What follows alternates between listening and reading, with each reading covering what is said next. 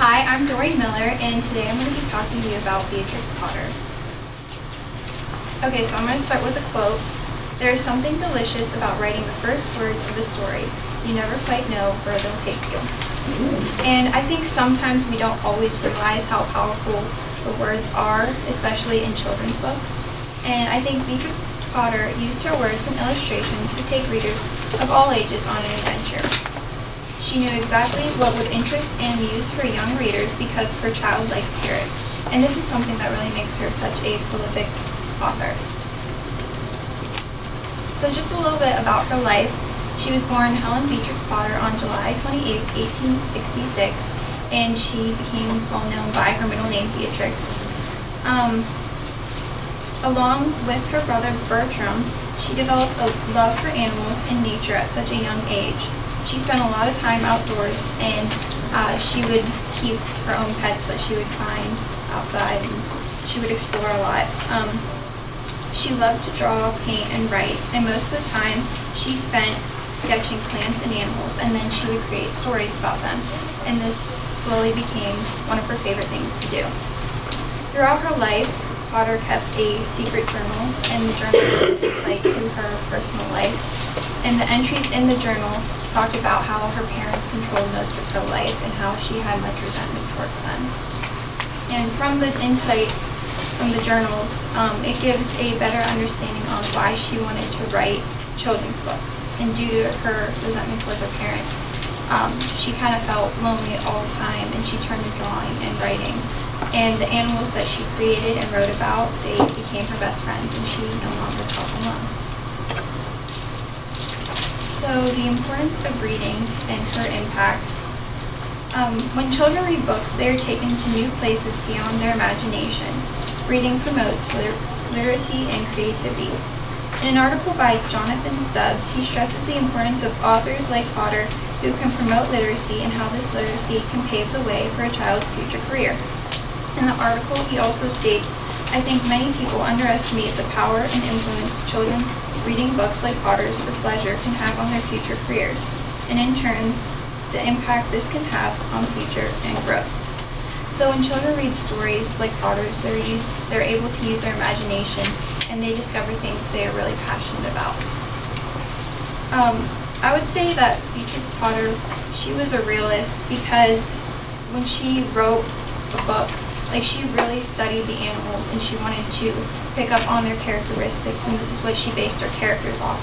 And she knew how the life cycle worked for animals, and she was just really real about it and included that in her books, and she wanted to create something that her audience could relate to. And I also said that she would be considered a perfectionist because she was very involved in the production of her books. And one thing that I thought was interesting, kind of cute, was when she created her books, she made them the size so they fit perfectly in a child's hand. So all of her books are like this. So this is The Tale of Pumpkin. So the first book I'm going to talk about is The Tale of Peter Rabbit. And this was her first and most popular story. It originated from an illustrated letter wrote for Noel, the son of her former governess.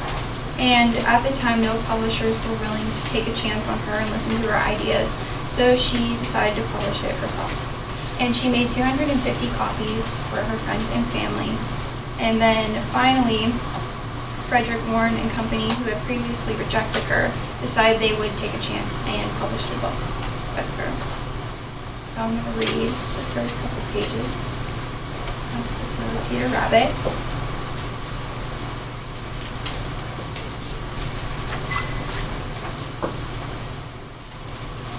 Once upon a time, there were 4 little rabbits, and their names were Flopsy, Mopsy, Cottontail, and Peter. They lived with their mother in a sand bank underneath the root of a very big fir tree. Now, my dears, said old Mrs. Rabbit one morning, you may go into the fields or down the lane, but do not go into Mr. McGregor's garden. Your father had an accident there. He was put in a pie by Mrs. McGregor. Now run along and don't get into mischief. I am going out. Then old Mrs. Rabbit took a basket and her umbrella and went through the wood to the baker's. She bought a loaf of brown bread and 5 currant buns. Flopsy, Mopsy, and Cottontail, who were good little bunnies, went down the lane to gather blackberries. But Peter, who was very naughty, ran straight away to Mr. McGregor's garden and squeezed under the gate. First he ate some lettuces and some French beans, and then he ate some radishes. And then, feeling rather sick, he went to look for some parsley. But round the end of a cucumber frame, whom should he meet but Mr. McGregor? Mr. McGregor was on his hands and knees, planting out young cabbages, but he jumped up and ran after Peter, waving a rake and calling out, "Stop, thief!" Peter was most dreadfully frightened. He rushed all over the garden, for he had forgotten the way back to the gate. He lost one of his shoes among the cabbages, and the other shoe amongst the potatoes. After losing them, he ran on 4 legs and went faster, so that I think he might have got away altogether if he had not unfortunately run into a gooseberry net, and got caught by the large buttons on his jacket. It was a blue jacket with brass buttons, quite new. So that's the first couple of pages. I would use this story in the classroom by talking about cause and effect, because Peter does a lot of things in the book that he's really not supposed to do. And because he does this, there are a lot of effects.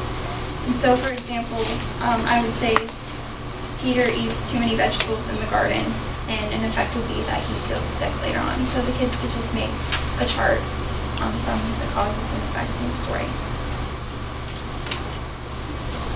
So the tale of Tom Kitten, which I have here, it tells the story of 3 kittens. The mother cat dresses her kittens, Tom, Moppet, and Mittens, for a tea party. They are told to keep their clothes clean. The kittens run into the puddle ducks, and they take off with their clothing. The mother finds them without their clothes and punishes them. So this kind of talks about manners and respect and how to react to that. And so you can kind of talk about manners and respect in that way. But at the end of the story, it kind of talks about, you don't really know if the kittens get in trouble or if they go on another adventure. Potter ends it with, and I think that someday I shall have to make another larger book to tell you more about Tom Kitten. So you could do like a little extension activity and have the students write about what happens next, or if they get in trouble, and then you can make one big book out of it and make it for your classroom library. And then the last book, The Tale of Little Pig Robinson. This was the last story she published, and it is a small chapter book. And so it tells the story of a pig who gets tricked aboard a ship that sails away while he was shopping with his 2 aunts. Frightened at first, the young Robinson begins to enjoy life on the ship. The crew begins to give him plenty of food to eat, and he starts to gain weight. Little does he know that the crew is preparing him for the captain's upcoming birthday dinner. So this is kind of about temptation, and you can talk about that. But since it's a chapter book, you could split the reading up, and then you could have, since there are a lot of events in the story, you could just have the students do a sequencing activity and put the events in the right order. So in conclusion, Beatrix Potter created such a beautiful world with her stories. She disguised her moral aspect in her books by using animals. You can't help but fall in love with the characters and find ways to relate to them. Not only were her words powerful, but so were her illustrations.